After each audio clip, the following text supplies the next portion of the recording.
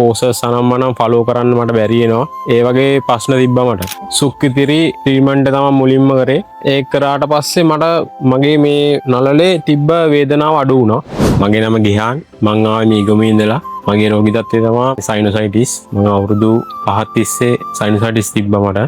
මම පිටරට තමයි ඉන්නේ. පෝසස් අනම්මනම් ෆලෝ කරන්න මට බැරි වෙනවා. ඒ වගේ ප්‍රශ්න තිබ්බා මට. මං වෙස්ටර්න් බෙහෙත් ගත්තා අවුරුදු 5ක් තිස්සේ. බෙහෙත් ගද්දී විතරක් හොඳ වෙනවා. ඊට පස්සේ ආයෙ රෝගී තත්ත්වය වැඩි වෙනවා. ඊට පස්සේ තමයි මෙහෙට ආවේ මම මෙහෙට ඇවිල්ලා දැන් සති දෙකක් වෙනවා. මේ මගේ තුන්වෙනි සතිය යන්නේ. 70%ක් වගේ දැන් සුවයි. සුක්කිතිරි ට්‍රීට්මන්ට් තමයි මුලින්ම කරේ. ඒක කරාට පස්සේ මට මගේ මේ නළලේ තිබ්බ වේදනාව අඩු වුණා. ඔළුවේ තිබ්බ බර ගතිය ඒ වගේ දේවල් අඩු වුණා මට. බටහිර බෙහෙත් එක්ක බලද්දී ආයුර්වේදය මට නම් ගොඩක්ම හොඳයි කියලා තමයි හිතෙන්නේ. ඔයාලත් මිග්‍රේන් හරි සයිනොසයිටිස් වලින් හරි පීඩා විඳිනවා නම් ඔයාලට හොඳම දේ තමයි සිලෝන් හොස්පිටල් එකට එන්න. හොඳ ප්‍රතිකාරයක් ගන්න පුළුවන්. හොඳ සුවය ලබන්න පුළුවන් කියලා තමයි මට කියන්න ඕනේ.